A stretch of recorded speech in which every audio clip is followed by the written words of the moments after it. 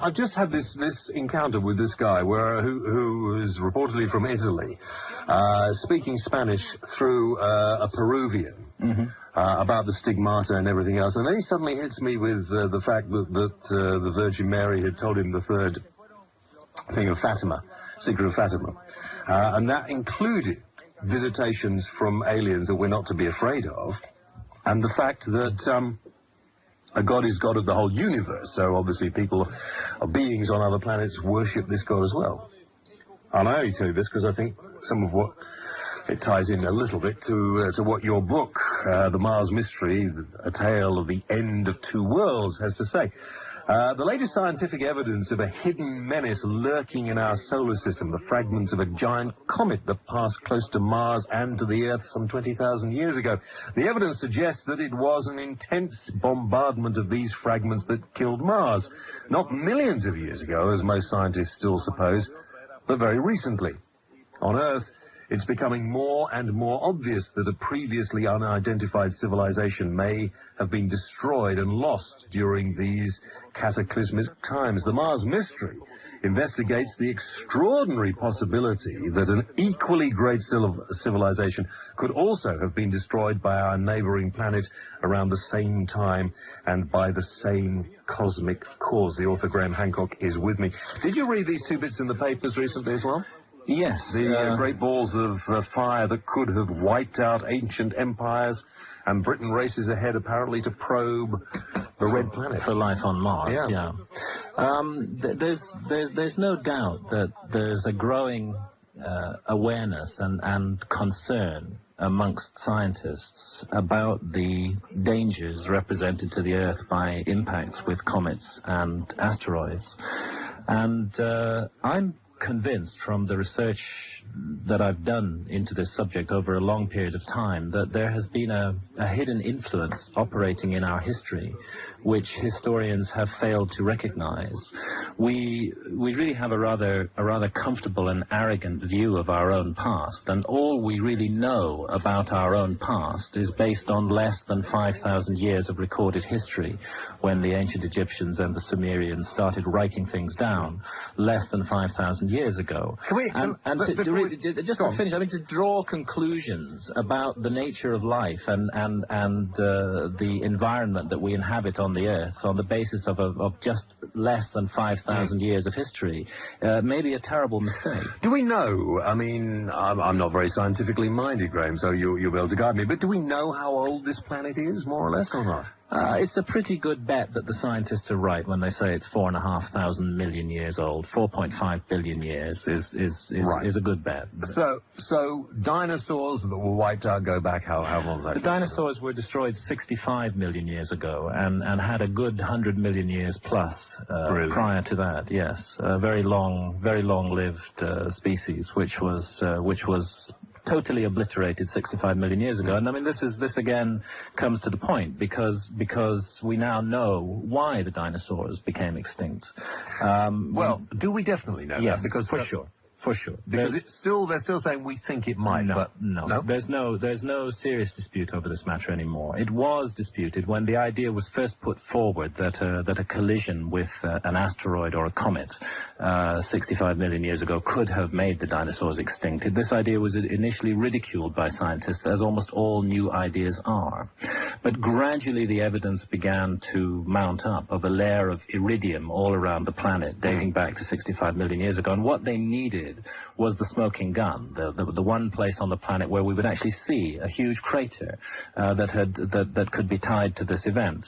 And that crater proved very elusive to find because the Earth is a dynamic planet. There's constant forces of erosion at work. Land that was on the surface gets buried and disappears out of sight. But it was found, and it was found by people looking for oil in the Yucatan Peninsula off Mexico. Using gravity mapping techniques, they were looking for oil deposits, and what appeared was the outlines of an enormous crater, half in the sea, under, of course, the seabed and half underground in the Yucatan Peninsula. And this was initially kept secret for commercial reasons by Pemex, the Mexican petroleum company that was looking for oil, but eventually the information was released. Scientists put it together, and they realized this was it. This was the smoking gun. It dated to 65 million years ago. It was an object about 10 kilometers wide. It hit the Earth at about 100,000 miles per hour, and it created a planetary cataclysm on an unbelievable scale. I mean, did it knock the planet off its orbit, or slightly? It would have slightly affected the orbit of the planet. It's a tall order to shift a planet out of its orbit, but this was enough of a blow to do that. But more to the point, it was an object that created global earthquakes that threw an enormous quantity of dust into the atmosphere, which then shut the planet down totally. No light reaches the planet's surface for years. Photosynthesis shuts down. Plants can't reproduce. The food chain ends. And presumably plants lie dormant, like seeds in a ploughed field that don't come round for 20 years or so. Some lie dormant, some survive, some species do survive. It was generally reckoned that about 90% of all species on Earth were wiped out in that event. And what sort of things survived, do you think?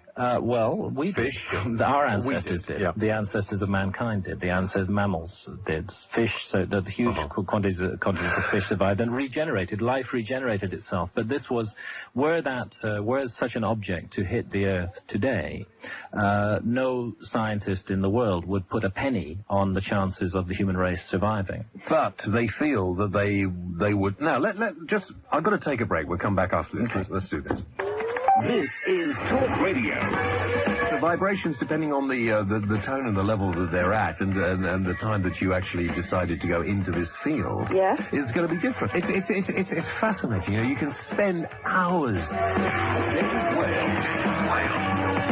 I see. I don't know what that had to do with what we're talking about, either. I'm talking with best-selling author Graham Hancock. His new book that comes out, he reckons, this week, or maybe next week. Yeah, it's in the shops already, but it's officially published this week. Right.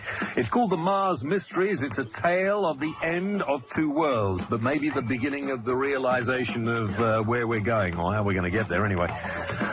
When did you first become interested in this sort of thing, Graham? I mean, what's your sort of history? Well, my background is as a journalist. I was involved in serious journalism for a long time. I was the East Africa correspondent of The Economist, based in Nairobi, and covering wars, famines, economic affairs, politics in East Africa for several years.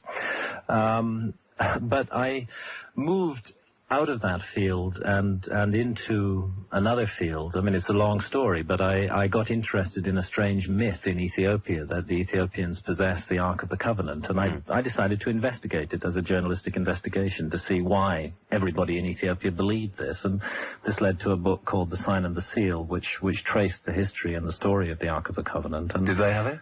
Well, I think they've got a very good claim. Nobody else in the world claims to possess it. They do, and it's a long story. But you know, you look a bit like Indiana Jones. I thought that when you walked in, there was a sort of similarity between you. It's a funny thing. The country where my books have done best of all, by far, is Japan. My last book, Fingerprints of the Gods, sold 2.5 million copies in Japan, and they've turned me into a kind of cult figure in Japan. They started producing cartoon books about me in Japan, and they do me up as Indiana Jones with the hat and the whip and everything like that. I never thought I'd become a cartoon. You better get out on the Strand, not the Strand, on the Mall when the Emperor comes down, just to make sure there's somebody there to wave at. Absolutely. So what happened was I got interested in historical mysteries, and this led me inevitably to Egypt, which is the heart of all mystery in the world. Why today. is Egypt the heart of it? What was so special about it? I mean, it's before we get to that, I want to just go back a minute, because although the dinosaurs were all wiped out, and they've been around for 100 million years, you reckon, do you think, as some people are suggesting, that there could well have been civilizations before that on this planet, inhabiting this planet, that could have gone the same way a few times? Yeah, I think that we are a species with amnesia. I think we know almost nothing of the truth of our own past, and I'm convinced that there has been a lost civilization, and I think that the evidence for this is mounting to a point where it's becoming overwhelming, and where dignified and serious academics who normally regard such matters as below their concern are beginning to feel that they have to address these issues. This was the whole theme of my previous book, Fingerprints of the Gods, that there has been a lost civilization and that later historical civilizations inherited a legacy from it.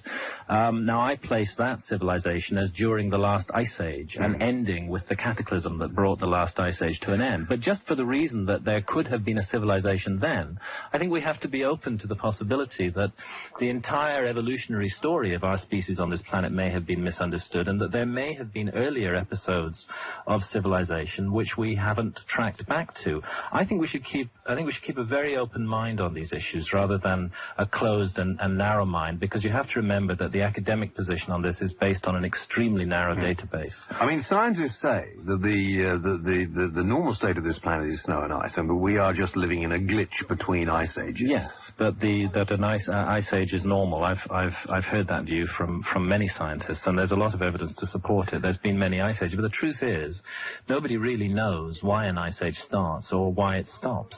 All we do know for sure is the last one stopped bloody fast. I mean, it was 100,000 years of ice sheets, which, when we're talking big ice here, this stuff is 2 miles thick over Manchester, you know, and 2 miles thick over New York. It's not changed over Manchester.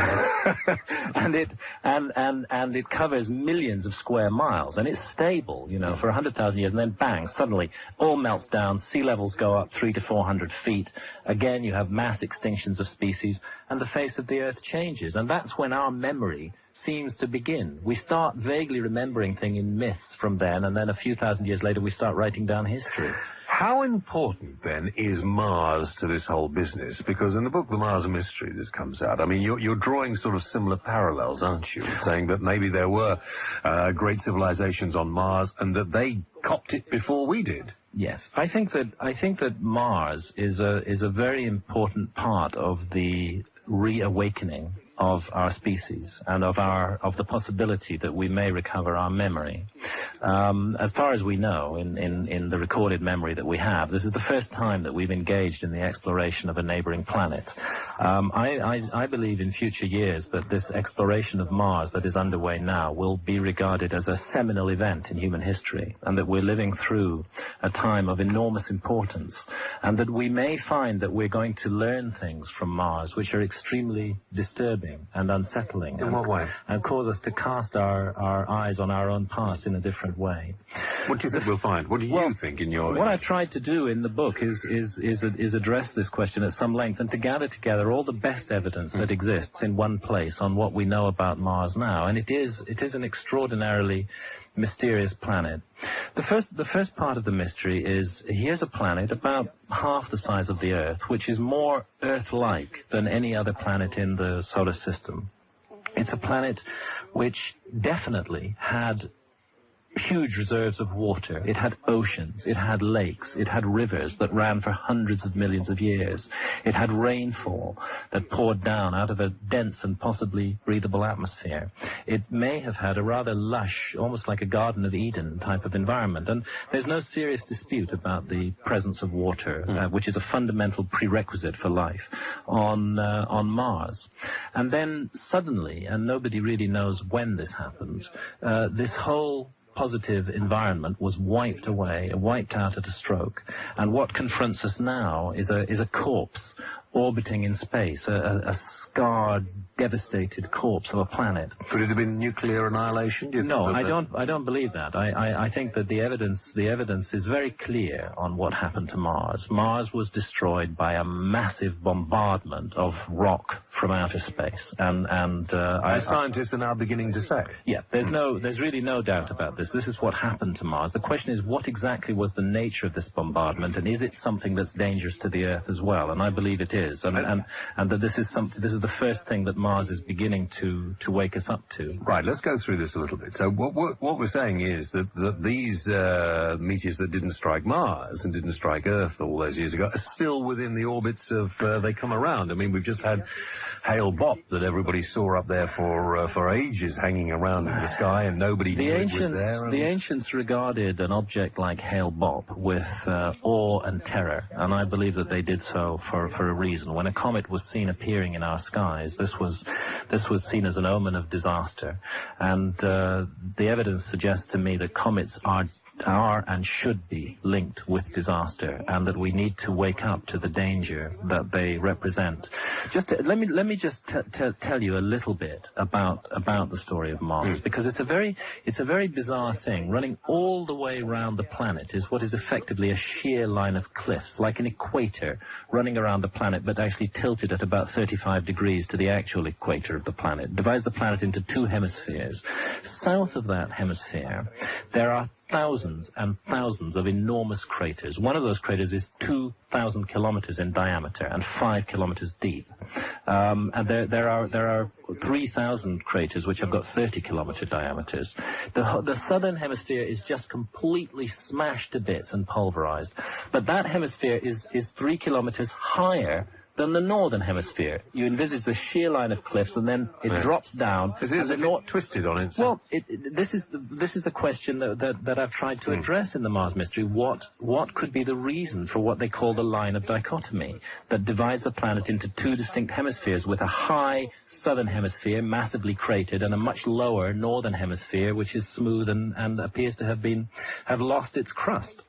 There's no doubt that what caused this was a bombardment. The question is the nature of that bombardment, and what I've done in the book is to look into the latest, the most credible scientific work that's being done in this field.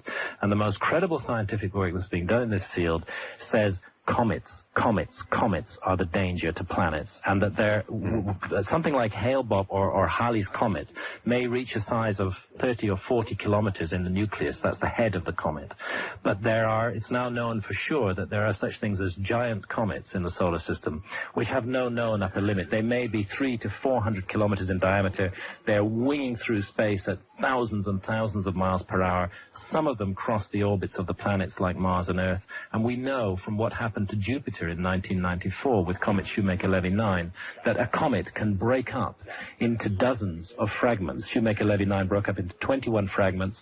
All 21 of those fragments hit Jupiter. If those fragments had hit the Earth, it would have been the end of life on Earth. So we know comets hit planets, and we know that comets fragment. Okay, so was Hale-Bopp possibly the forerunner of a huge amount of that are coming around, which is why people see, trouble with comets is you just don't know when they're coming. But can't we track them on radar? Can't we? Nobody's looking. Nobody's really looking. There is no coordinated international strategy which is getting any serious money put into it to look for comets and asteroids. So why did NASA say the other day, there was a story that came and went very quickly, within 24 hours it had been killed.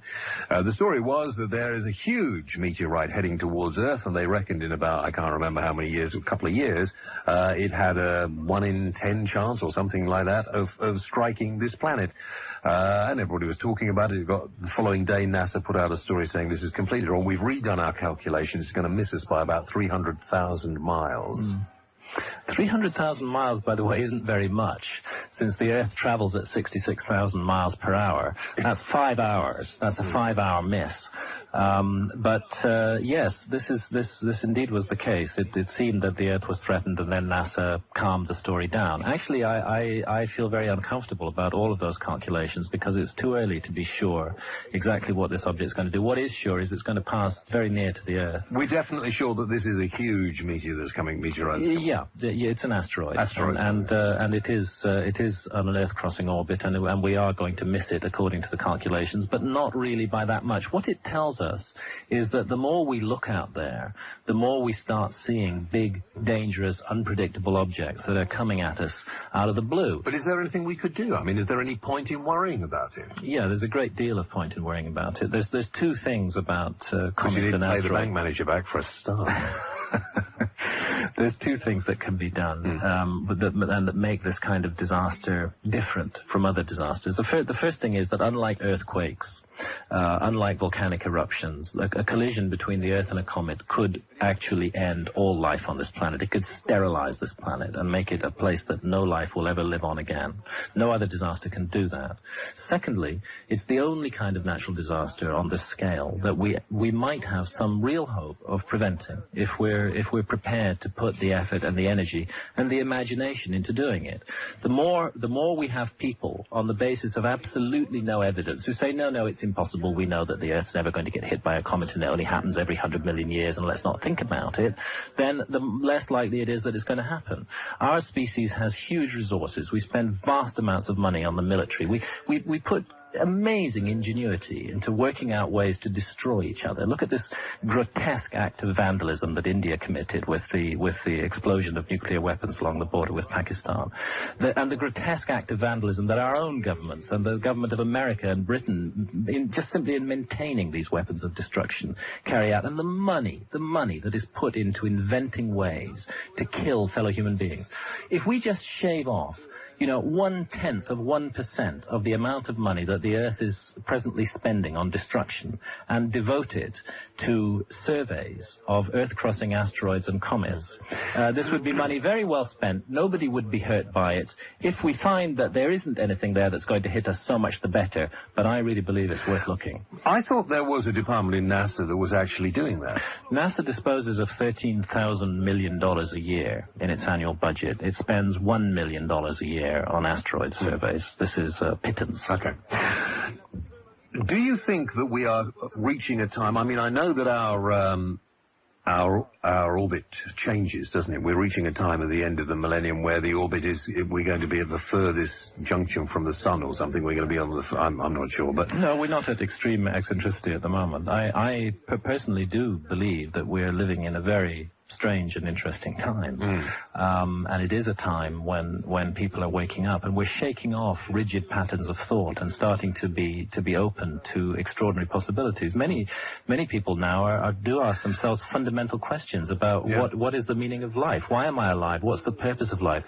What does it mean to live on a planet, to be given this incredible gift of experiencing life on a planet? And what does it mean to possibly lose it all? We're coming up to that time when all the planets are going to be in a line. There will be an alignment of the planets on the 5th of May in the year 2000. And is that going to give us any sort of problem with, I don't know?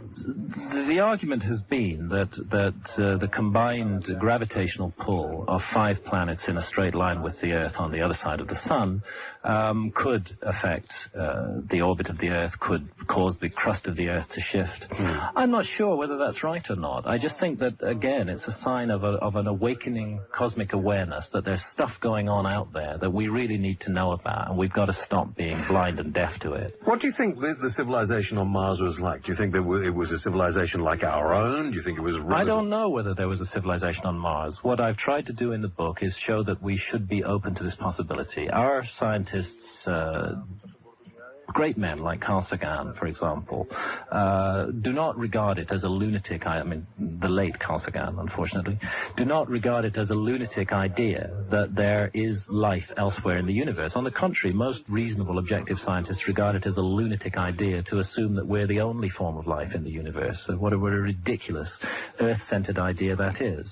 If there's life here, there should be life elsewhere.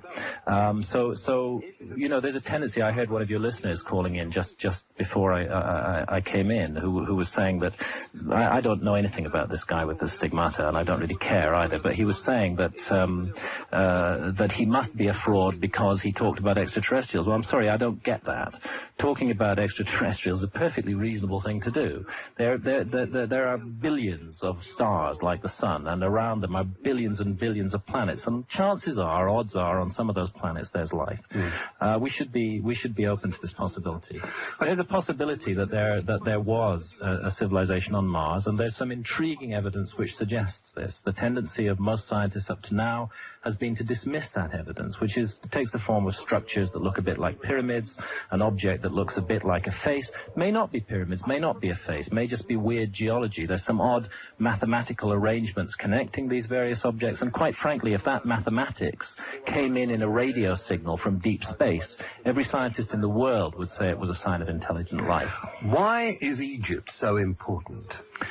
Egypt's important because it's the memory bank of mankind. It's the one place. It's the earliest high civilization that we remember. And the ancient Egyptians were born, it seems, fully formed, right at the beginning. They were building pyramids, the most extraordinary monuments on the face of the earth. I mean, the Great Pyramid weighs 6 million tons.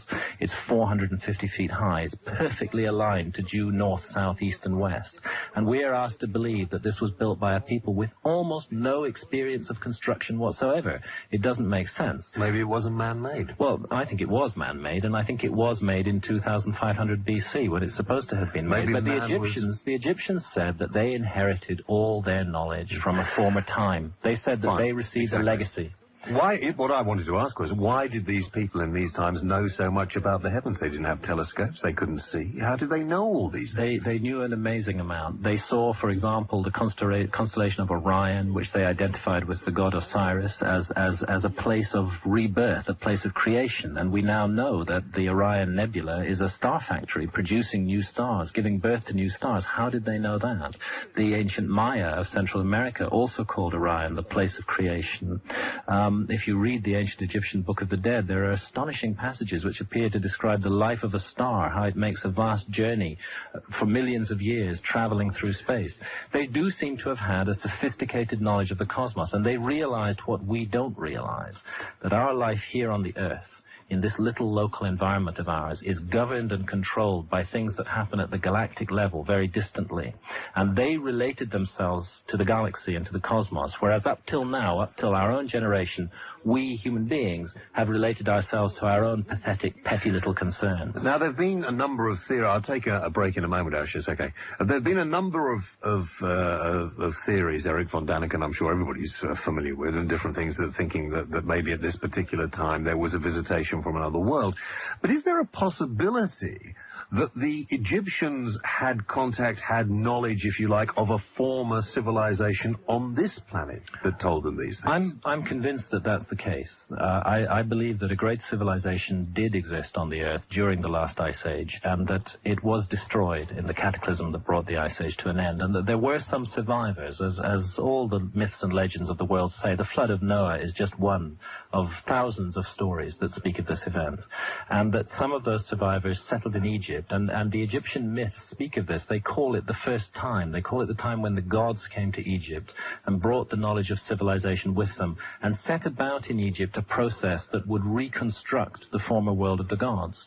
And the Egyptians tell us that this was thousands of years before the first pharaoh of the first dynasty ever sat on the throne, and that knowledge was passed down from the first time to the pharaohs, and that the pharaohs were the descendants of this earlier, I can only read it as an earlier civilization. But oddly, they also do say that the gods came from the sky, from the stars, and I'm not sure what emphasis to put on that. So where did we lose this information?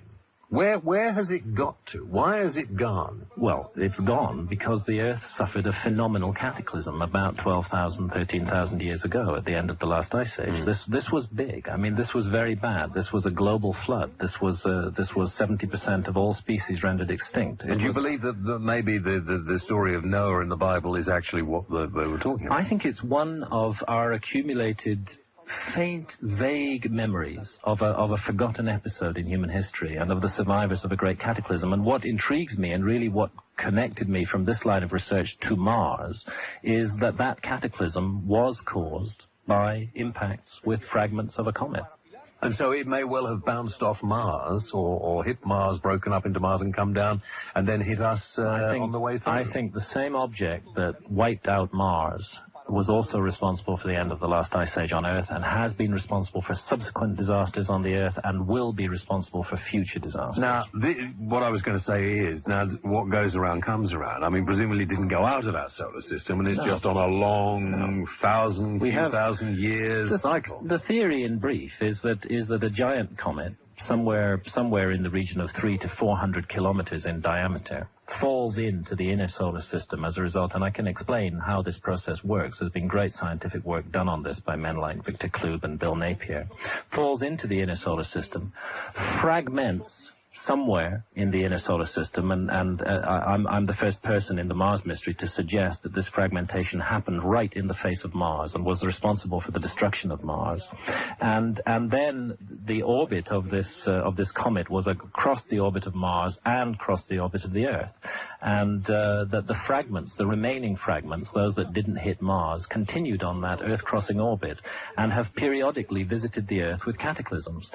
During the last 20,000 years, the best evidence suggests, and I find here the work of Sir Fred Hoyle and Chandra Wickram Singh at Cardiff University support this very strongly, that at 10,500 BC and 8,500 BC, approximately, the Earth was hit by two fragments of comets. These were responsible for ending the last ice age and for the cataclysm that I believe wiped out a great civilization on the Earth, and that there were later impacts around about 2,300 BC. There was a piece in the press about that today, which was responsible for the sudden demise of historical civilizations at that time, and that there have been subsequent impacts. But the most worrying thing is that in this stream of debris, which is called the Taurid meteor stream, some calculations suggest there may be an object 30 kilometers wide, which we haven't seen yet. A comet, when it isn't active, a fragment of a comet which is dark, is amongst the darkest things in the solar system. You can hardly see it. It reflects less than 4% of light that strikes it. So we have a dark, deadly, lurking ghost floating out there, which can, or vampire, which can strike this planet at any time. Conspiracy theory.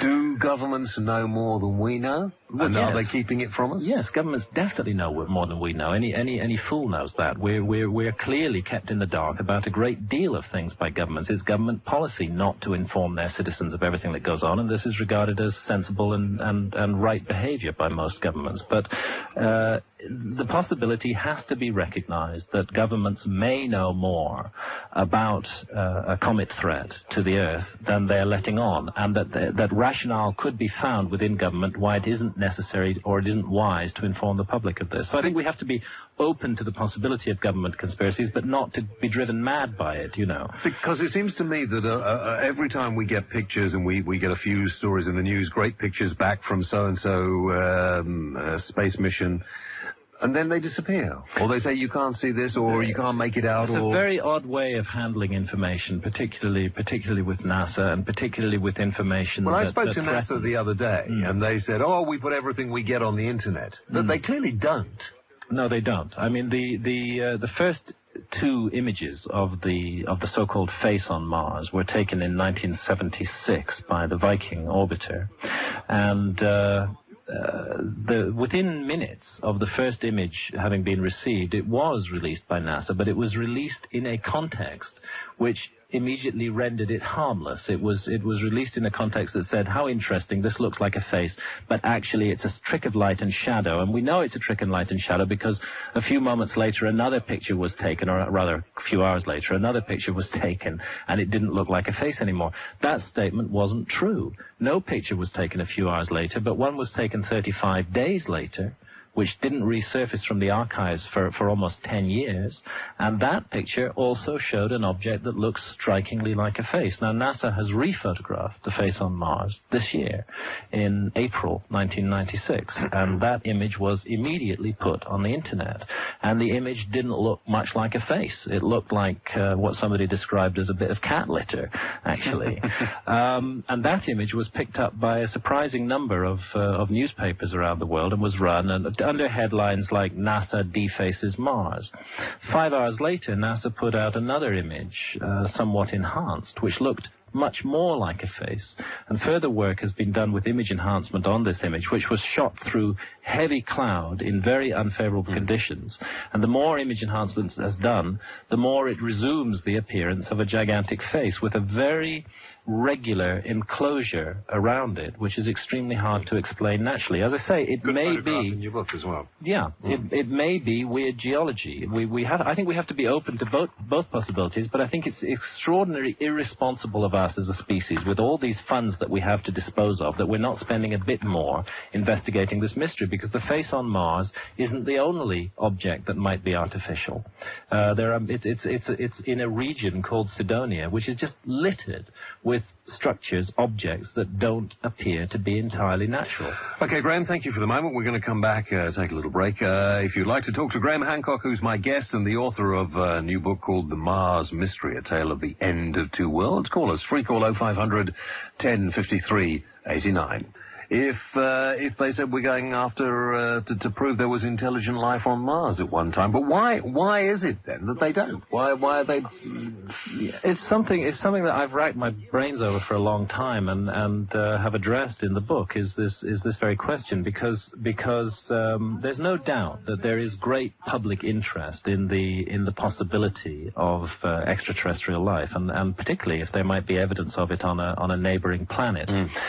There's a lingering tendency amongst scientists, and actually Eric von Daniken, who you mentioned earlier, is in large part responsible for this, that anybody who talks seriously about the possibility of extraterrestrial life close to the Earth is going to be branded as a lunatic. And a lot of scientists are deeply reluctant to get into this area because they're afraid for their own careers and their own reputations, so they don't want to do it. And I think that in NASA there has been a substantial mindset in place that there just couldn't have been an intelligent civilization on Mars, and therefore these objects that have been photographed on Mars must be natural.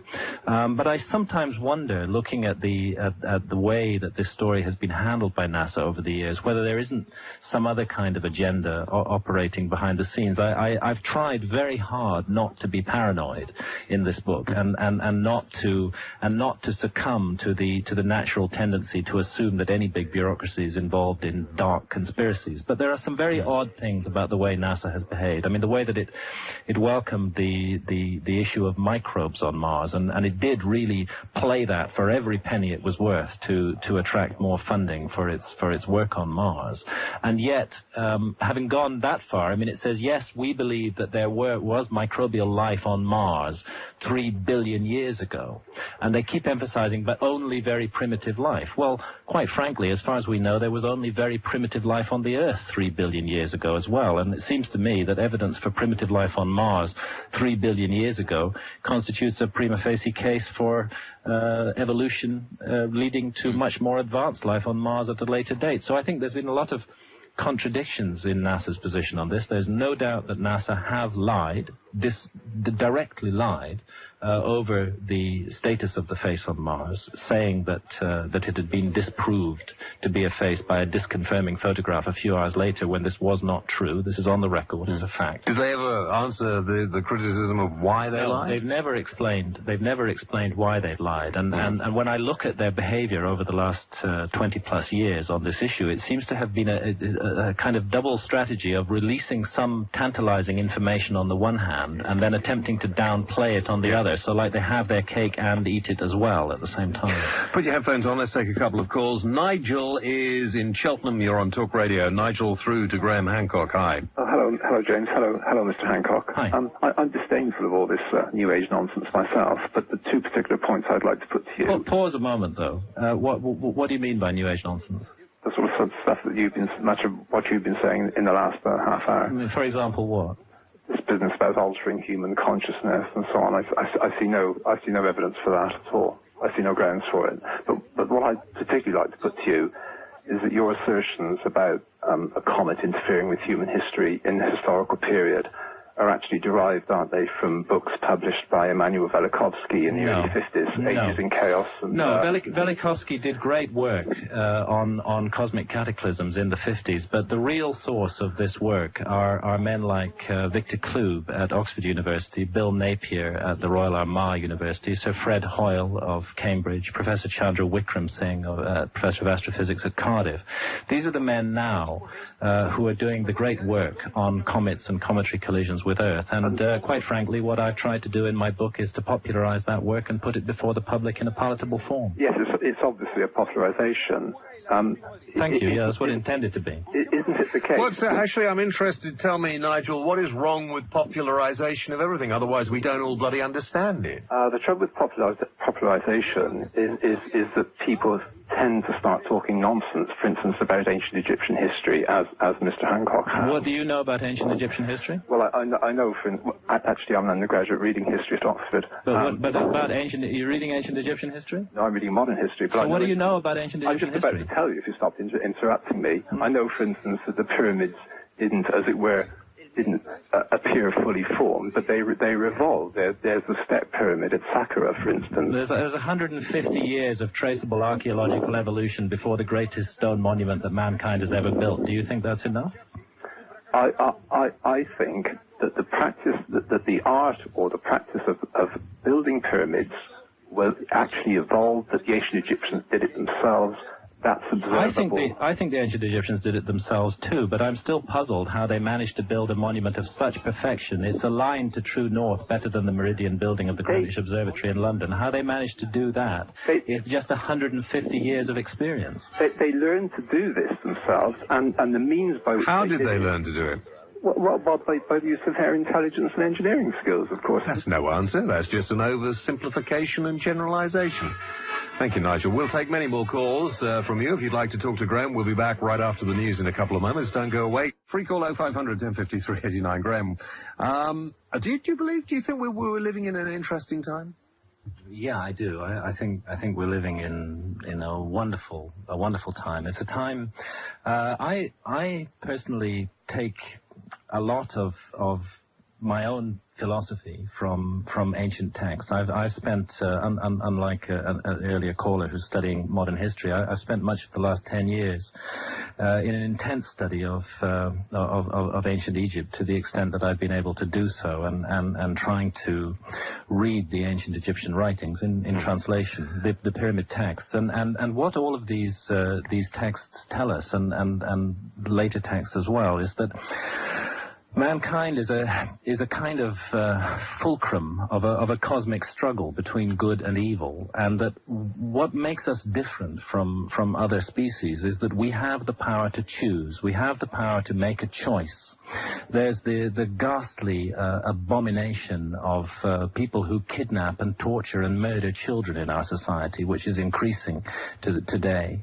And these people, each and every one of these people, they make a choice for evil. They make a choice to inflict misery and pain on the child that they kidnap and on the family of that child. They make a choice. And they may believe that they're going to get away with it one way or another. Whether they get caught or not seems to be the only issue that concerns them. But if you follow what the ancients taught, they tell us that we all will pay a price for our actions, and that we'll all be accountable for what we do in our life. Does that make you religious? And that actually it's better to be to pay your dues in this life than in the next one. And I believe that what's dawning is a realization that we are confronted by a power of choice. We are confronted by the choice of making a good world or a bad world. And I believe that the realization that we can choose, the fact that we live in a time of an awakening of understanding that we can make these choices and that it rests on our shoulders is a great time to live. You believe in good and evil, then? I mean, yes, I do. My problem I have with that is that I think a lot of these people are mentally sick, and that they are not actually responsible for what they do, that they are for some reason without any kind of conscience. No, I believe they are absolutely responsible, particularly those who calculatedly plan a kidnap and torture and murder. This is an act of choice, which somebody has. It's not the act of a sane person, though, is it? I don't really think it matters whether the person is sane or not. I believe that the person is responsible for their actions, and I think that our society today has unfortunately made a large choice in the direction of violence and cruelty. We've created an ethic where we believe that everything is to be evaluated in material terms entirely. So if somebody has more of something, then they're somehow better, and if somebody has less of something, they're somehow worse. And because everything's weighed in material terms, because we don't think of the spiritual side of life and the spiritual side of our actions, it is possible for people actually to use a fellow human being as though they are just an object, which has no meaning to them at all. Sounds like you're talking about the Inland Revenue to me. Now, let's go back to the calls. Put your headphones on. Is that the stigmatist chewing gum there? Right. Or maybe I'm just keeping this tissue on top of the maybe I'm doing him a great disservice. Maybe somebody else stuck chewing gum on my desk. John in Essex, you're on Talk Radio. Hello. Hi, James. Yes, John. You're through to Graham. Yeah, congratulations on your award, by the way. Thank you very much. You deserved it. But don't lose the edge, you know? No. Well, I'll try not to. Right, now my question was, the Mayan people, in their ancient text, actually said that the secrets to the universe would be revealed to us and that the answer was in between the paws of the Sphinx in Egypt. Does he know anything about that? I'm not aware of any Mayan text which speaks of the Sphinx in Egypt, or of any Mayan text which says such a thing. But what I am aware of is the extraordinary Mayan calendar, which is a work of amazing scientific sophistication, which calculates the length of the solar year better than we do today in our calendar, and which does say that the Earth will be afflicted by a gigantic cataclysm in the very near future. When you convert the Mayan calendar into our calendar, they say that on the 23rd of December 2012 AD, all life will be brought to an end on Earth by a huge disaster. Yeah, but then, like, as you said, it's up to us, though, isn't it? We have the choice. And the thing is... This is the very strange and eerie thing that seems to be hinted at in all the ancient texts, that somehow we bring this disaster on ourselves. Yeah, but the thing is, all religions and beliefs are all fatalistic. There is always an end. Why can't it just go on? Oddly, the ancient Egyptians weren't fatalistic like that. They felt that a great deal was in our own hands, and depicted it that way. Why did the Egyptian civilization, Graham, suddenly sort of just fizzle out? It didn't suddenly fizzle out. It lasted in recorded history for 3,000 years. It was an enormously stable society, and many of modern historians look on this as somehow a failure on the part of the ancient Egyptians, that they kept things the way they were and didn't change moving forward, and didn't appear to move forward. But you see, the way the ancient Egyptians saw it was they had created the perfect environment to nurture the human spirit, and since it was perfect, they saw no reason to change it. They thought that it worked very well, and travelers like Herodotus, who came to Egypt, testify to this. They say that the Egyptians were the happiest, the most serene, the most generous and decent people that they had ever encountered. Another problem we've got is that the mankind is incredibly arrogant.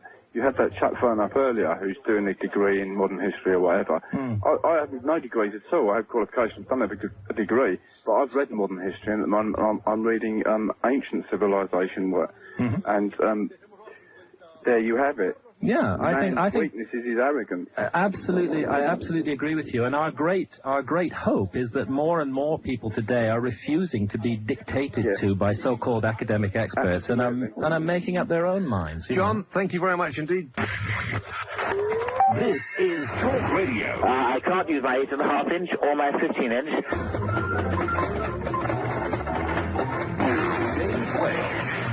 Do you think, Graham, we're trying to get back to the sort of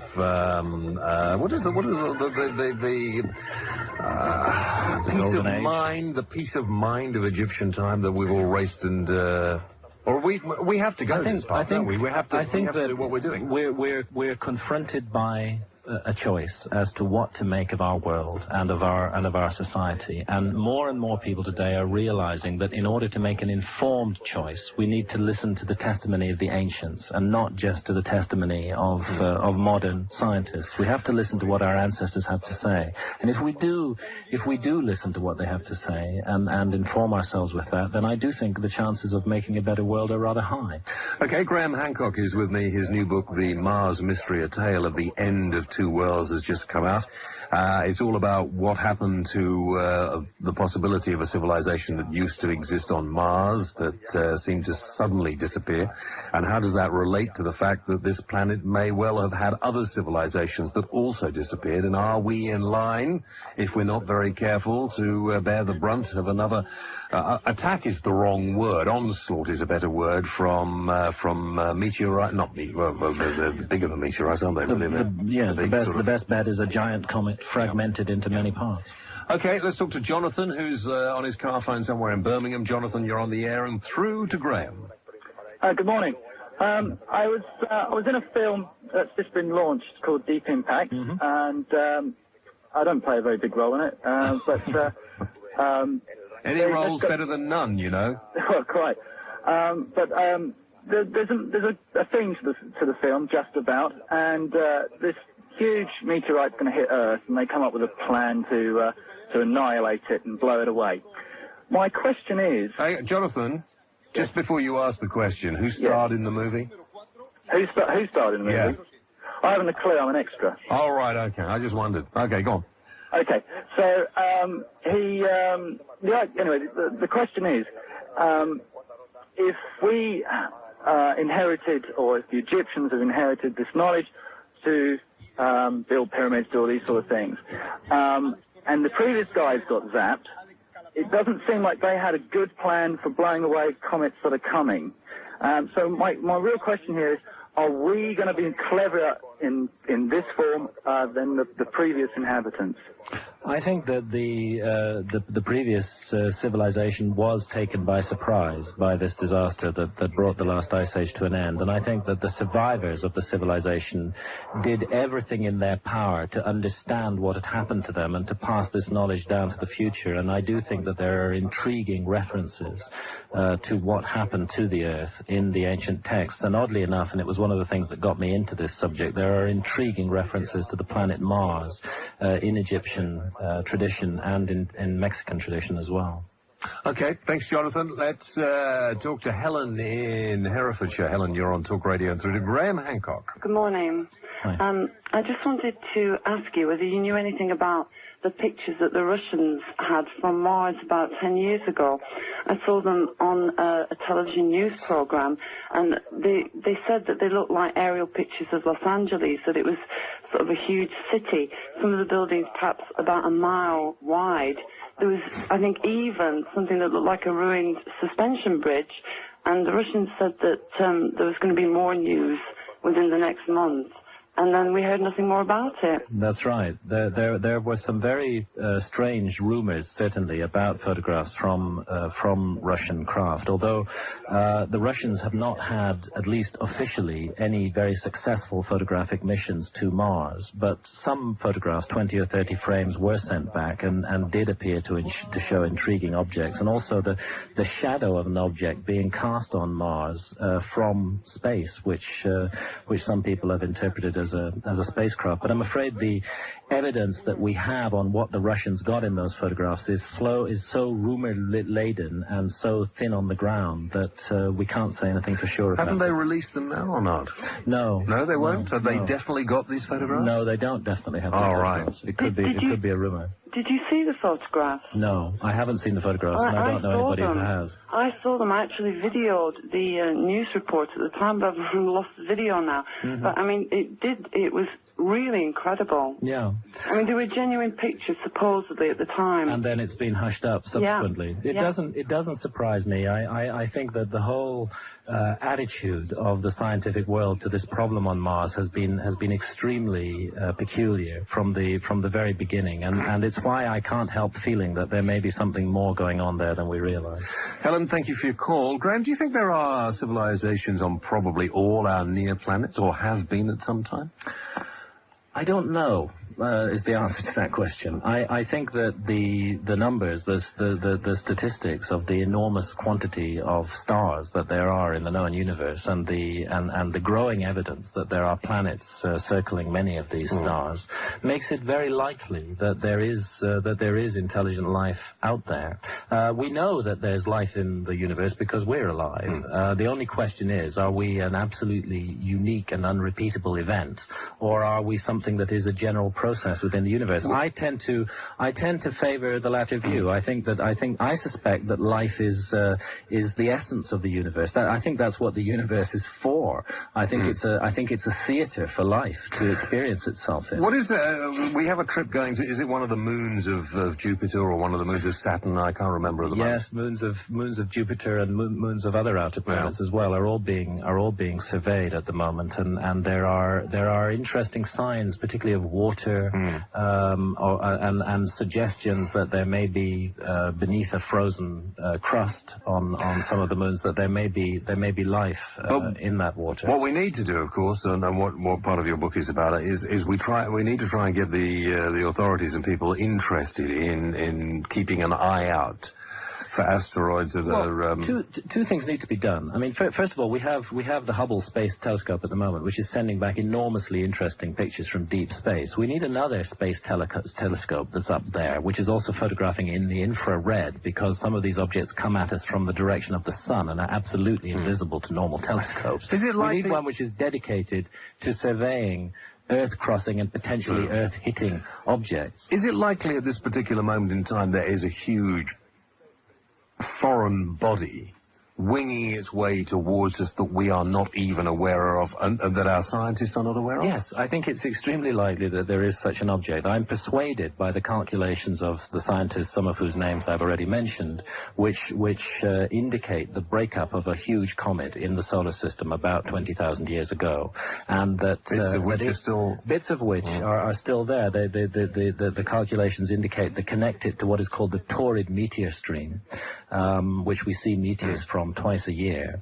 and that these meteors, which are just like sort of cosmic sparklers, are just the outer fringes of a huge cloud of debris which is whistling through the solar system and which crosses the path of the Earth. But we have been hit. I mean, we've been hit. Apparently in Siberia there was a huge... There was an enormous explosion in Siberia in 1908. It's called the Tunguska event, and this was caused, calculations suggest, by a tiny object which was just 70 meters, what's that, about the size of a city block in diameter.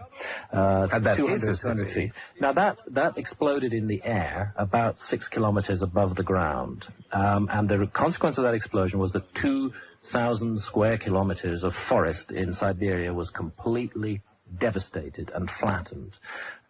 400 kilometers distant from the epicenter, they were feeling huge earthquakes in the ground as a result of it. I mean, this was a major event. People's clothes were set on fire hundreds of kilometers away by the fierceness of the explosion in the atmosphere that resulted from this. And this was just a tiny thing. And actually, it's very interesting that occurred in June of 1908, because June is one of the 2 times in the year when the Earth passes through the torrid meteor stream. And the majority of scientists who are studying these matters think that Tunguska object, as it's called, was a fragment of this same giant comet that also ended the last... Oh, that's wonderful. So we're just about to get in there now for the next... They believe that we're in a bombardment episode now. See, the interesting thing is that I touched on this a little bit earlier, is that we tend not to realize how much our lives on Earth are governed by the galaxy. But most people don't even think about this, but just as we're in orbit around the sun, the sun is in orbit around the center of the galaxy. And this orbit takes 250 million years to complete. And as the sun goes round the center of the galaxy in this orbit, it doesn't just move in a flat plane, but it behaves rather like a porpoise, going up and down through what's called the galactic plane. And when it's above or below the galactic plane, it's in a relatively quiet area of space. But when it's passing through the middle of the galactic plane, it's in a very lumpy area of space filled with things called gigantic molecular clouds and spiral arms. And when the solar system, because the sun tows the whole solar system along with it, passes through the galactic plane, this causes gravitational disturbance to the solar system. Now, it's known that the solar system is surrounded by an enormous cloud of comets. These clouds are called the Oort cloud, after the astronomer who first identified it. And it's estimated that there's 100,000 million comets sitting in the Oort cloud, some of which are giant comets, hundreds of kilometers in diameter. As the Earth passes through the galactic plane, the gravitational influence of the galactic plane throws some of these comets into the inner solar system, and they gradually migrate down into the inner solar system. It takes 5 or 6 million years for them to reach our part of space. And the evidence suggests that we passed through the galactic plane just about 5 or 6 million years ago, and that we can expect to be in a bombardment episode now as a result of this. This year? Right now, this time. Our epoch, our generation. Okay, we're actually been quite lucky so far over the last... they've missed us, but June is a bad time. June is a bad time, and so is November. Book your holidays. Andrew in Kent, you're on Talk Radio through to Graham Hancock. Hello. Hello. Hi. I'm very glad to get through, but you have to apologise me for my slight nervousness, because I'm not used to being like on Talk Radio talking to millions of people or whatever. Uh-huh. But, You're telling me you're an extraterrestrial next? Oh, how did you know? Just intuition, I guess.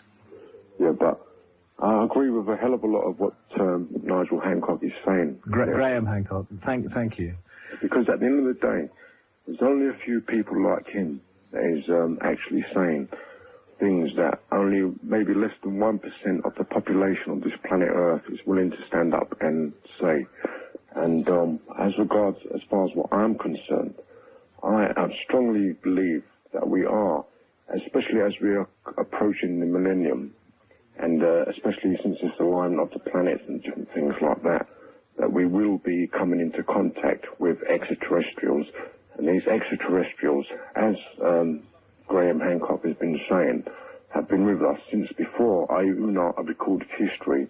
And my personal opinion is, and not just my personal opinion is, but a lot of people of my persuasion, we believe that we are just but the physical manifestation of higher beings, and that we, as when it says in the holy books, not whether it's the Bible or whether it's the Vedas or whether it's any other holy book, it doesn't really make much difference.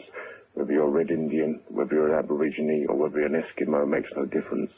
That we are just in physical manifestations of their love, their hates, their jealousies. And as regards to floods and things like that, what you were talking about earlier, I mean, I'm no Christian, don't get me wrong. I mean, I don't have no disrespect as regards Christians, but it talks about a time when, in Genesis chapter 1, verse 6 and 7... There were giants in the earth in those days.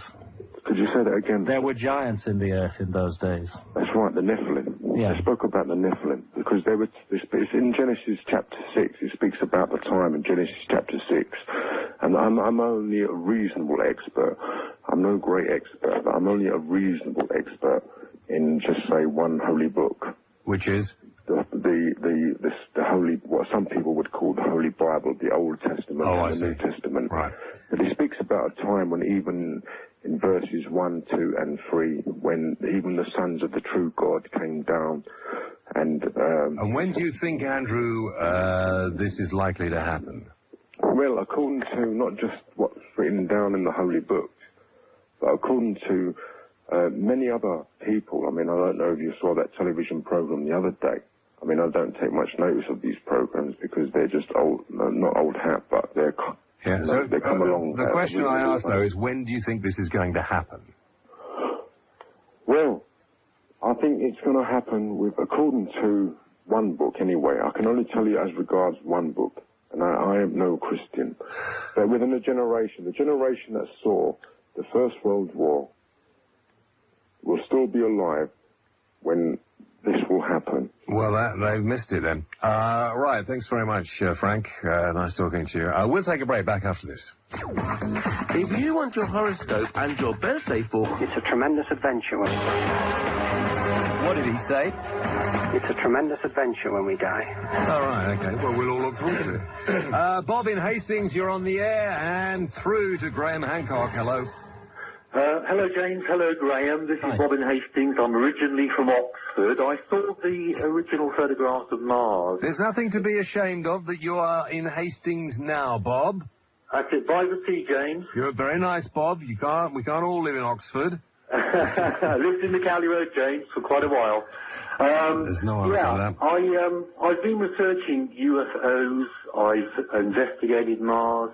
Have you? How did you get there? 6 years old. I happen to believe the pyramids were probably built by the ancient giants, which you've just referred to, haven't you? I quoted from Genesis 6, but I don't believe that. I think the evidence is compelling and overwhelming that the pyramids were built by the ancient Egyptians. What interests me is what the ancient Egyptians themselves say about their own history and about the source of their knowledge. I think we're on a hiding to nothing to try to attribute the pyramids of Egypt to extraterrestrials. Thank you, Bob. The pyramids actually weren't built as burial chambers, were they, nowadays? I don't believe they were. It's a common assumption that the three great pyramids of Egypt were built as the tombs of three pharaohs, Khufu, Khafre, and Menkaure in the 4th dynasty, but there's absolutely no evidence whatsoever for this assumption. Later pyramids definitely were used as tombs, and they contain acres of inscriptions inside them, which tells us precisely what they were. But these pyramids contain no inscriptions whatsoever, and there's no evidence that they were built as tombs. No body, no mummy was ever found inside them, no grave treasures were ever found inside them, and they have enormously complex internal systems and passageways. I have my own view on what they... What do you think, therefore? What they were. Well, we know that the ancient Egyptians were enormously interested in the afterlife, and they were interested in what happened to them after death, and they believed that their life was their opportunity to prepare for death, and that this opportunity should be used well. Their religious system had it that we make a journey after death through a particular region of the sky that they called the Duat. And in that journey, we're held to account for everything that we've done with our lives. And this relates to our moral actions, but also, very mysteriously, it relates to the knowledge that we've accumulated during life. Basically, the question is, did you use your life and your brain well, or did you just fritter it away and waste it?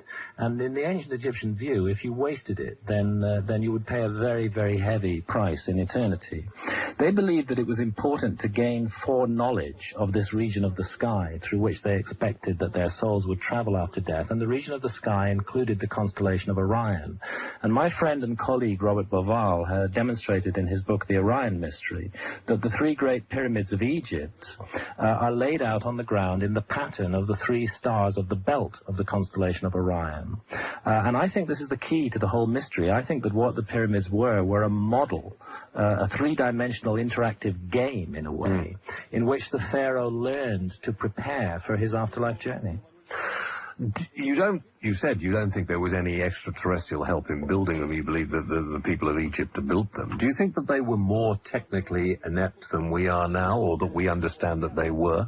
I think that they were enormously technically accomplished. The Great Pyramid of Egypt is a precision instrument. It's an astonishing work of building and construction, and we should never downplay the achievement involved in laying 2.5 million blocks of stone. Maybe there is some sort of, do you see that great movie Stargate? Yeah.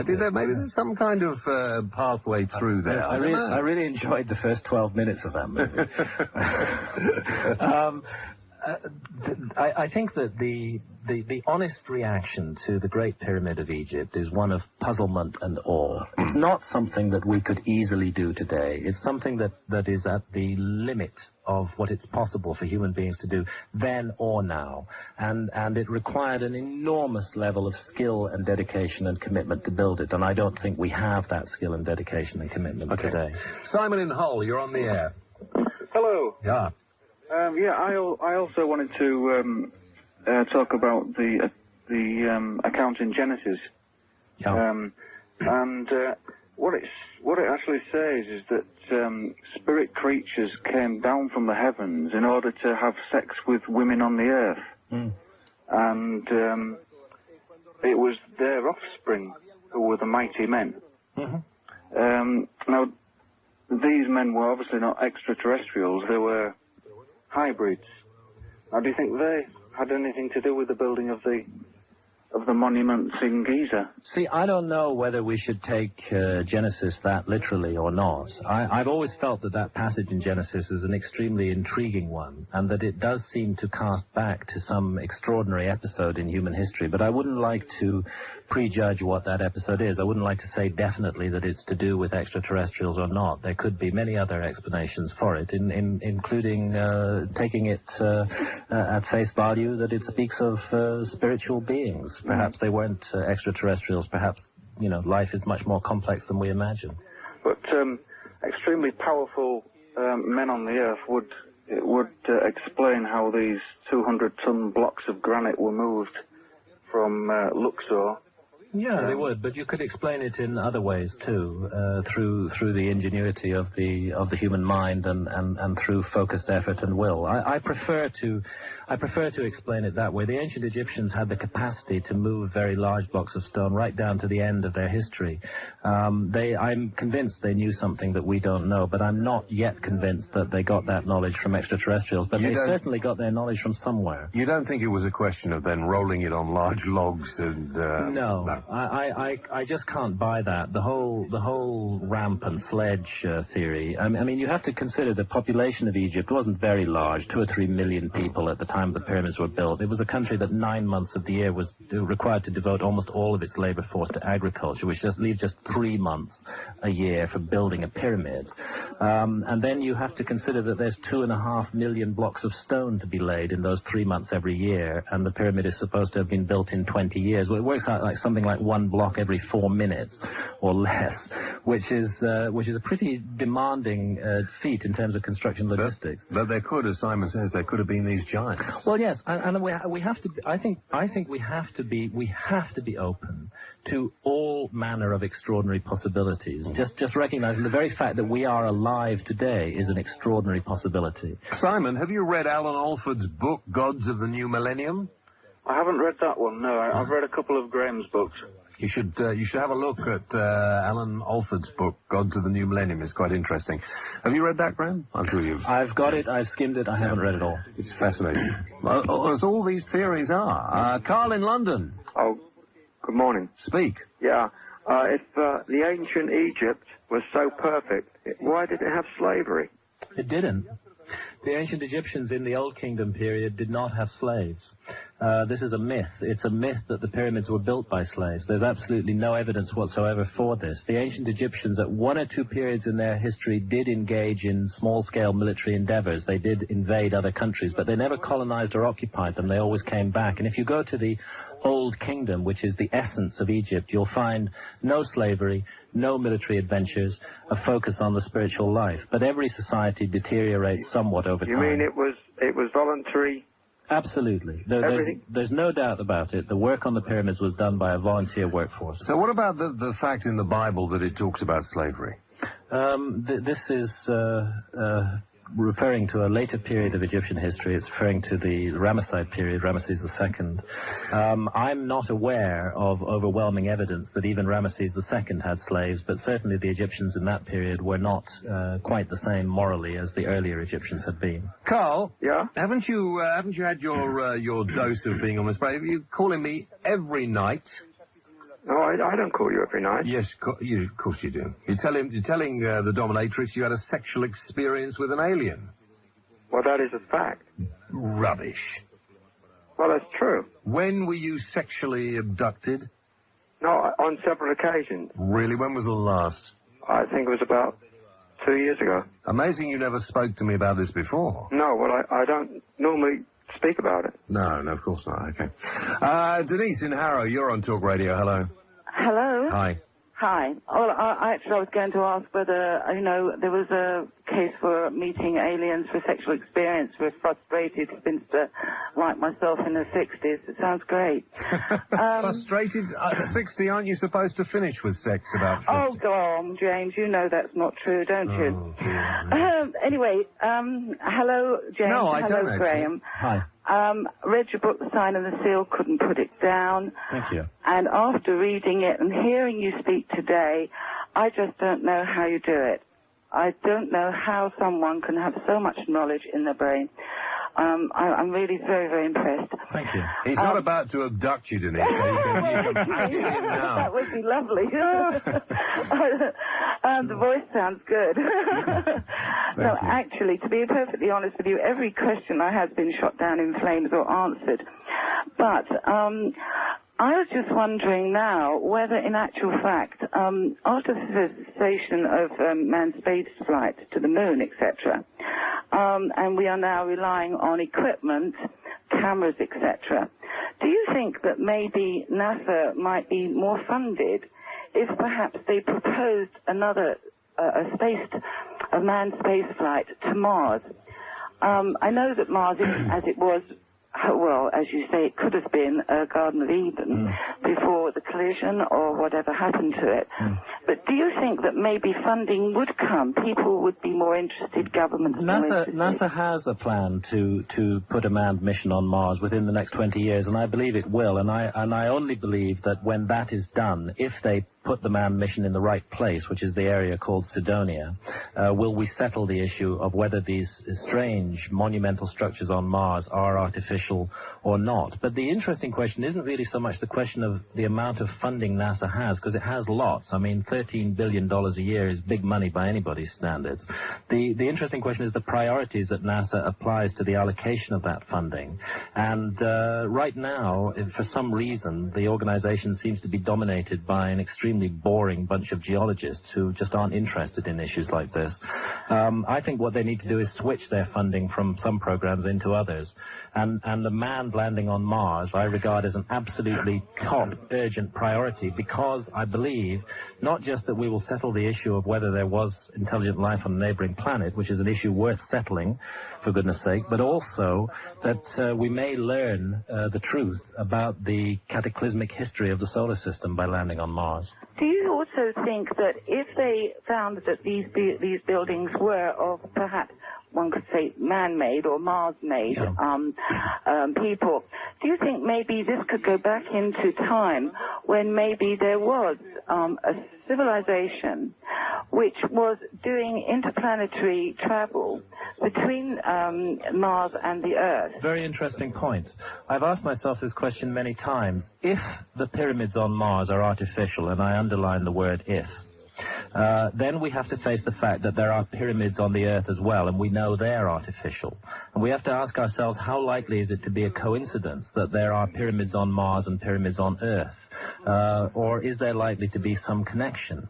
If there is a connection, then there's only a very limited range of possibilities as to what that connection could be. Either a civilization from Mars visited the Earth and taught us the art of pyramid building, or an earlier civilization from Earth visited Mars and taught them the art of pyramid building, or there was a third-party civilization, an interstellar civilization, which visited both Mars and the Earth. But if those pyramids are artificial, I personally don't think it's a coincidence that there's pyramids on the Earth. And are the pyramids in Egypt supposedly aligned with the pyramids on Mars, or is that just... No, there's no evidence of that. The only certain evidence is that the Great Pyramids of Egypt have, the Great Pyramid itself has internal shafts which point at specific stars, and that they are laid out on the ground in the pattern of specific stars. So there's a very strong sky-ground connection between these, involving the pyramids on Earth. Some of the geometry that is found in the pyramids on Earth, such as the value pi that we use to calculate the circumference of a circle from its diameter, are also found in the structures on Mars. Measurements have been done on the NASA photographs, and they yield recognizable geometry similar to the geometry of the pyramids on Earth. And while I don't regard that as conclusive, I regard it as a first step case for a further investigation of this mystery, and I'm just disappointed that so far scientists just want to dismiss it because they're afraid of looking foolish. Okay, Denise, thank you very much indeed. Maybe we'll do a program on sex in your 60s. I feel it coming on as I get closer. Peter in Bristol, you're on Talk Radio. Oh, hello there. It's this aliens business.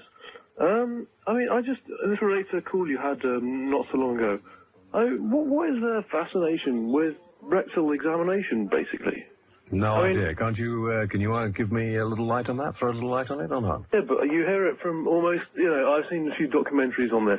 Well, maybe you need to look at the orifices in turn. I don't know.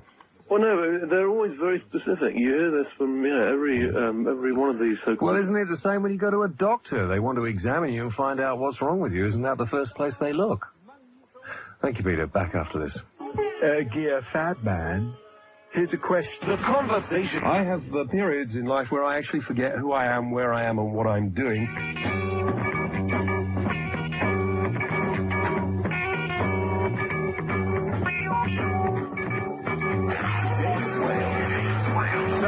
What is she laughing at tonight? What is wrong with her? I don't know. You give her a couple of bloody drinks before the program. There's aliens calling me and she likes that rectum call.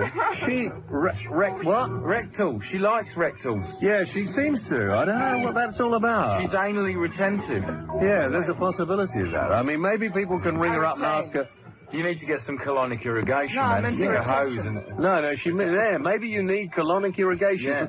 Why don't we do that on the show that you clean your car with? That'll do it. Yeah, or we could use an air one as well.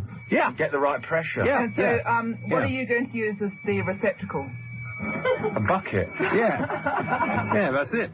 Sorry about this, Graham. We're just working out another program. So we will canonically irrigate the dominatrix on the show. Just give us a ring and tell us if you think that's okay or if it's too tasteless, even for us, on one of those shows which are completely unconstructed, as Lloyd Grossman would say. Right, let's go back to the calls. Graham Hancock is with me, and we're a little light relief. Well, colonic irrigation is definitely that. David in St. Helens, you're on the air. speak. Oh, hang on, David, I've got to press your button, then you can speak. Hello? It's very technical. Yes, David. Oh, hello. I was wondering if Graham thought there was any link between the fact that most ancient civilizations seem to have a deluge myth, and could the Ark have actually come from Mars if there was a huge, if thousands of comets smacked into the surface? A very interesting point. I mean, Can you explain that to me? Because I didn't understand Well, I think what the caller's getting at is that that the idea of Noah's Ark as a boat which survives the flood by floating on the waters, one can envisage a different kind of Ark if you had a civilization advanced enough, which would be a large spacecraft that you put people off planet for a while the disaster occurs, and then put them back on it, or put them on a neighboring planet. Again, I don't know. What I've tried to examine in... Graham, sorry, so what, I haven't heard that theory before. It's quite fascinating. So you reckon that maybe a civilization on this planet, or a civilization from another planet, came here, took a species from this planet on this massive aircraft, took them away, and then brought them back? That would be one possibility, or an advanced enough previous civilization confronted by such a disaster might have, just as we might do today. I mean, if it became clear that in 10 years' time our planet was going to be destroyed, that life was going to become impossible on this planet as a result of a collision with a comet, and if it was clear that we couldn't prevent that collision from taking place, then you can be sure that the best minds of our scientists would be focused on trying to find a way for some people to survive. And one way, which certainly would be looked at, would be some kind of orbiting space station. We wouldn't go. Well, I think it would be extremely selective. I'm quite sure that you and I would not be there, yes. David? Yeah? Was that it? Yeah, that was great. Okay, thanks very much indeed for your call. Ken in Basildon, you're on the air. Hello, James. Hi. All right, can I ask a very simple question? Yeah. Does your guest believe that when the planet goes bang, that he will survive after his death, based on what he's learned from these ancient writings? I believe firmly in the afterlife.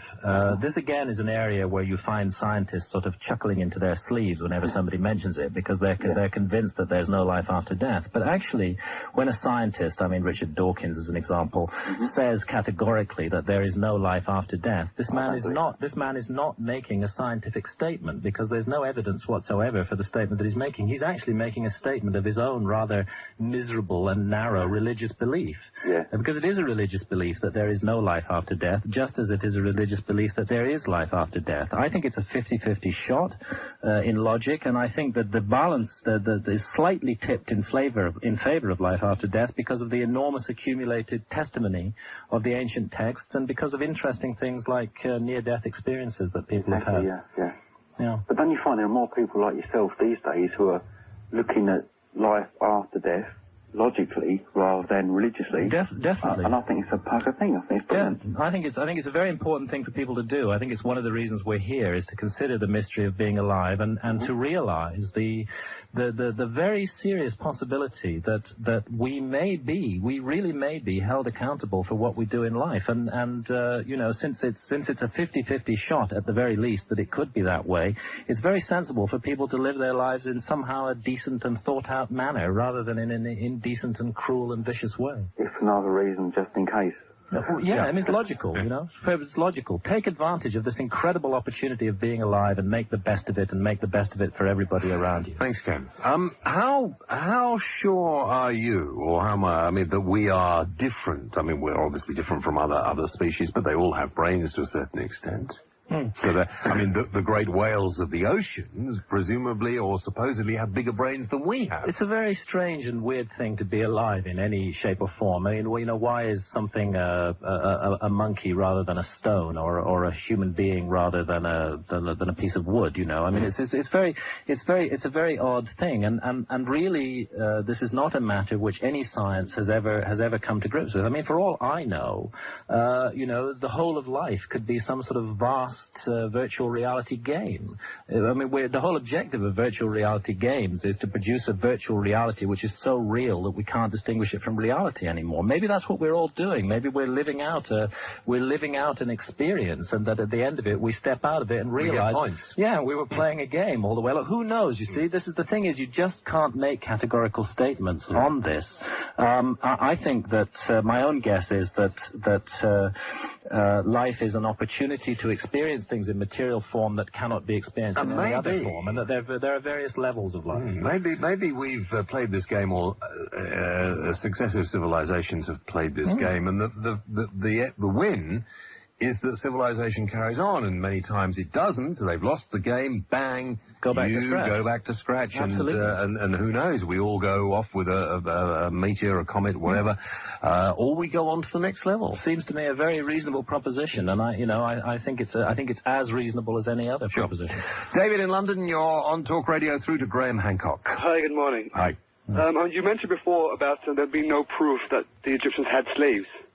I'm actually Jewish myself, and it's recorded in our Bible that the Egyptians took us as slaves for 210 years.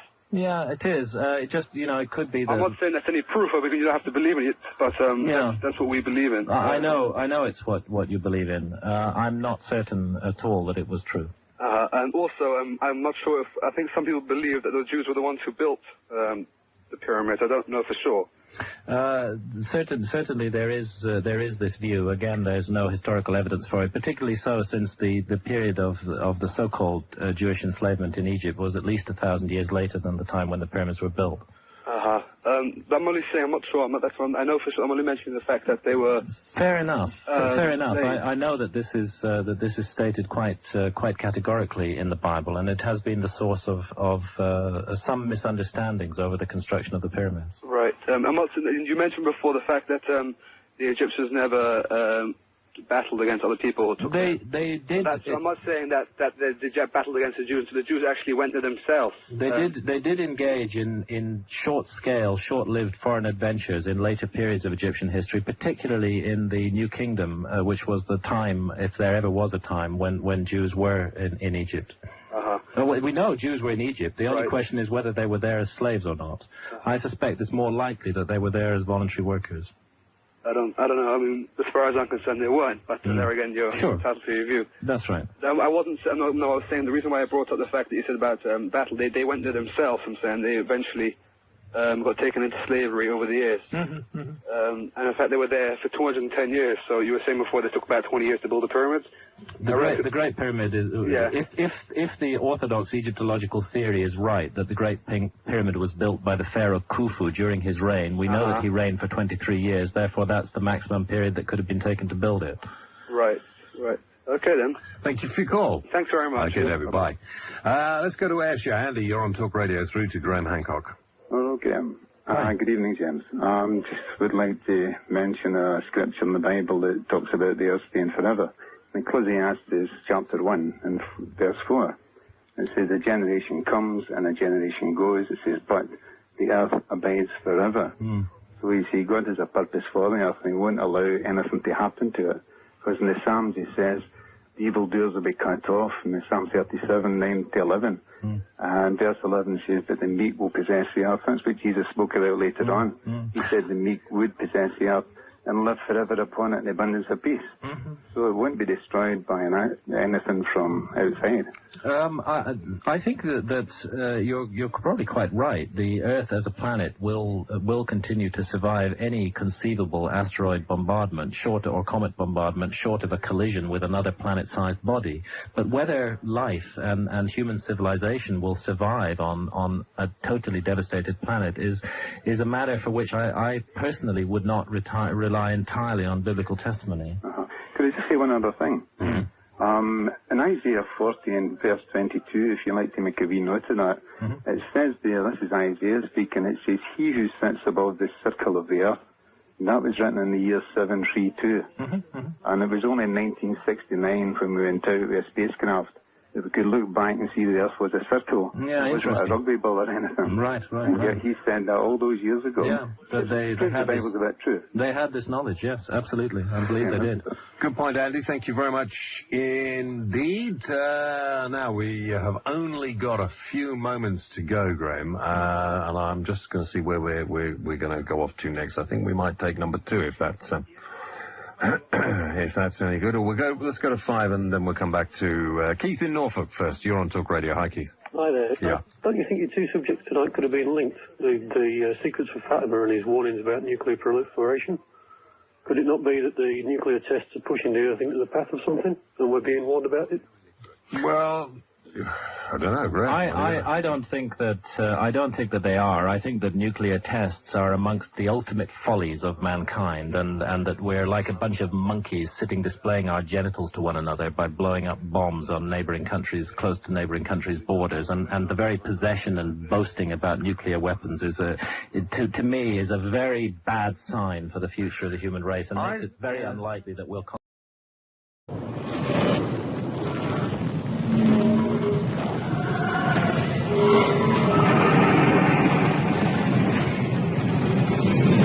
I've just had this encounter with this guy who is reportedly from Italy, speaking Spanish through a Peruvian about the stigmata and everything else, and then he suddenly hits me with the fact that the Virgin Mary had told him the third thing of Fatima, secret of Fatima, and that included visitations from aliens that we're not to be afraid of, and the fact that a God is God of the whole universe, so obviously people or beings on other planets worship this God as well. And I only tell you this because I think some of what it ties in a little bit to what your book, The Mars Mystery, A Tale of the End of Two Worlds, has to say. The latest scientific evidence of a hidden menace lurking in our solar system, the fragments of a giant comet that passed close to Mars and to the Earth some 20,000 years ago. The evidence suggests that it was an intense bombardment of these fragments that killed Mars. Not millions of years ago, as most scientists still suppose, but very recently. On Earth, it's becoming more and more obvious that a previously unidentified civilization may have been destroyed and lost during these cataclysmic times. The Mars Mystery investigates the extraordinary possibility that an equally great civilization could also have been destroyed by our neighboring planet around the same time and by the same cosmic cause. The author Graham Hancock is with me. Did you read these two bits in the papers recently as well? Yes. The great balls of fire that could have wiped out ancient empires, and Britain races ahead apparently to probe the red planet. For life on Mars, yeah. There's no doubt that there's a growing awareness and concern amongst scientists about the dangers represented to the Earth by impacts with comets and asteroids. And I'm convinced from the research that I've done. I see. I don't know what that had to do with what we're talking about, either. I'm talking with best-selling author Graham Hancock. His new book that comes out, he reckons, this week, or maybe next week. Yeah, it's in the shops already, but it's officially published this week. Right. It's called The Mars Mysteries. It's a tale of the end of two worlds, but maybe the beginning of the realization of where we're going, or how we're going to get there anyway. When did you first become interested in this sort of thing, Graham? I mean, what's your sort of history? Well, my background is as a journalist. I was involved in serious journalism for a long time. I was the East Africa correspondent of The Economist, based in Nairobi, and covering wars, famines, economic affairs, politics in East Africa for several years. But I moved out of that field and into another field. I mean, it's a long story, but I got interested in a strange myth in Ethiopia, that the Ethiopians possessed the Ark of the Covenant, and I decided to investigate it as a journalistic investigation to see why everybody in Ethiopia believed this, and this led to a book called The Sign and the Seal, which traced the history and the story of the Ark of the Covenant. And did they have it? Well, I think they've got a very good claim. Nobody else in the world claims to possess it. They do, and it's a long story. But you know, you look a bit like Indiana Jones. I thought that when you walked in, there was a sort of similarity between you. It's a funny thing. The country where my books have done best of all, by far, is Japan. My last book, Fingerprints of the Gods, sold 2.5 million copies in Japan, and they've turned me into a kind of cult figure in Japan. They started producing cartoon books about me in Japan, and they do me up as Indiana Jones with the hat and the whip and everything like that. I never thought I'd become a cartoon. You better get out on the Strand, not the Strand, on the Mall when the Emperor comes down, just to make sure there's somebody there to wave at. Absolutely. So what happened was I got interested in historical mysteries, and this led me inevitably to Egypt, which is the heart of all mystery in the world. Why today. is Egypt the heart of it? What was so special about it? I mean, it's. Before we get to that, I want to just go back a minute, because although the dinosaurs were all wiped out, and they've been around for 100 million years... People looking for oil in the Yucatan Peninsula off Mexico, using gravity mapping techniques, they were looking for oil deposits, and what appeared was the outlines of an enormous crater, half in the sea, under, of course, the seabed, and half underground in the Yucatan Peninsula. And this was initially kept secret for commercial reasons by Pemex, the Mexican petroleum company that was looking for oil, but eventually the information was released. Scientists put it together, and they realized this was it. This was the smoking gun. It dated to 65 million years ago. It was an object about 10 kilometers wide. It hit the Earth at about 100,000 miles per hour, and it created a planetary cataclysm on an unbelievable scale. I mean, did it knock the planet off its orbit, or slightly? It would have slightly affected the orbit of the planet. It's a tall order to shift a planet out of its orbit, but this was enough of a blow to do that. But more to the point, it was an object that created global earthquakes that threw an enormous quantity of dust into the atmosphere, which then shut the planet down totally. No light reaches the planet's surface for years. Photosynthesis shuts down. Plants can't reproduce. The food chain ends. And presumably plants lie dormant, like seeds in a ploughed field that don't come round for 20 years or so. Some lie dormant, some survive, some species do survive. It was generally reckoned that about 90% of all species on Earth were wiped out in that event. And what sort of things survived, do you think? Well, we fish. Our ancestors did. Yeah. The ancestors of mankind did. The ancestors mammals did. Fish, so the huge quantities of fish survived and regenerated. Life regenerated itself. But this was, were such an object to hit the Earth today, no scientist in the world would put a penny on the chances of the human race surviving. But they feel that they would. Now, I've got to take a break. We'll come back after this. Let's do this. This is Talk Radio. The vibrations, depending on the tone and the level that they're at, and the time that you actually decided to go into this field, is going to be different. It's fascinating. You know, you can spend hours into this subject over a long period of time. That there has been a hidden influence operating in our history, which historians have failed to recognize. We really have a rather comfortable and arrogant view of our own past, and all we really know about our own past is based on less than 5,000 years of recorded history, when the ancient Egyptians and the Sumerians started writing things down less than 5,000 years ago.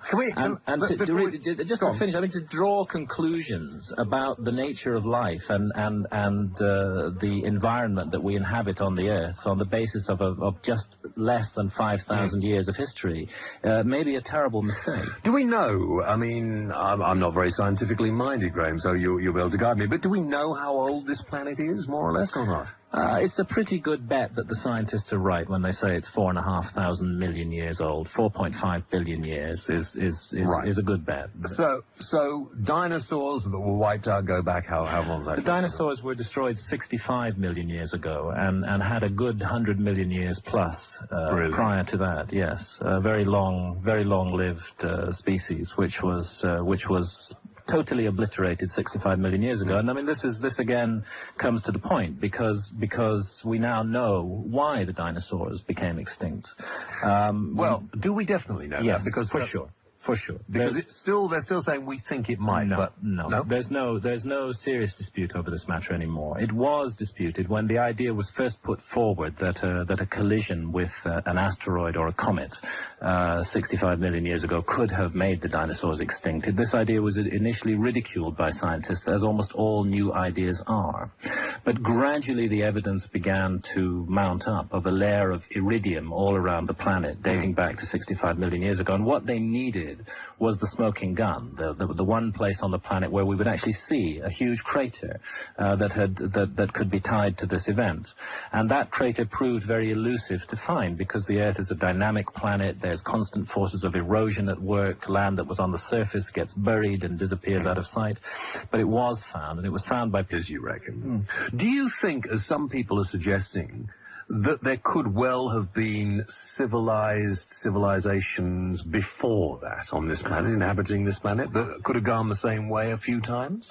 Yeah, I think that we are a species with amnesia. I think we know almost nothing of the truth of our own past, and I'm convinced that there has been a lost civilization, and I think that the evidence for this is mounting to a point where it's becoming overwhelming, and where dignified and serious academics who normally regard such matters as below their concern are beginning to feel that they have to address these issues. This was the whole theme of my previous book, Fingerprints of the Gods, that there has been a lost civilization, and that later historical civilizations inherited a legacy from it.